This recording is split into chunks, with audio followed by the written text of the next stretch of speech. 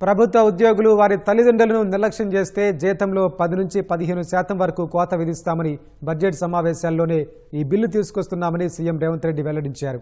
హైదరాబాద్లో బాల భరోసా, Pranam day care సెంటర్లను ఆయన ప్రారంభించారు. వృద్ధులను ఆదుకోవాలని ప్రభుత్వం నిర్ణయించిందన్నారు.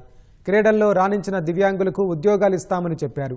దివ్యాంగులు పెళ్లి చేసుకుంటే 2 లక్షల ఆర్థిక సాయం అందిస్తామని సీఎం రేవంత్ రెడ్డి వెల్లడించారు.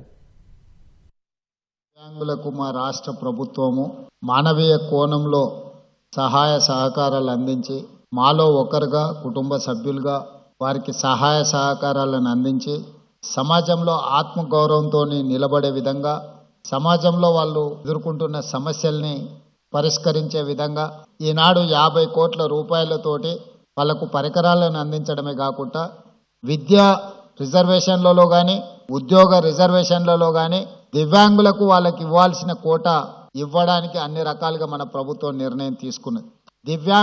దివ్యాంగులే పెళ్లి చేసుకుంటే ఆర్థిక సహాయాన్ని 2 లక్షల రూపాయలు ఇవ్వాల్సిందిగా రాష్ట్ర ప్రభుత్వం ఈరోజు నిర్ణయం తీసుకొని, ఇవే కాకుండా ప్రభుత్వ నియామకాలలో అదేవిధంగా దివ్యాంగులు కూడా క్రీడలలో రాణిస్తే ప్రభుత్వ ఉద్యోగం వస్తుంది అని చెప్పి వాళ్ళని ప్రోత్సహించాలని చెప్పి ఈరోజు మా ప్రభుత్వం పనిచేస్తుంది.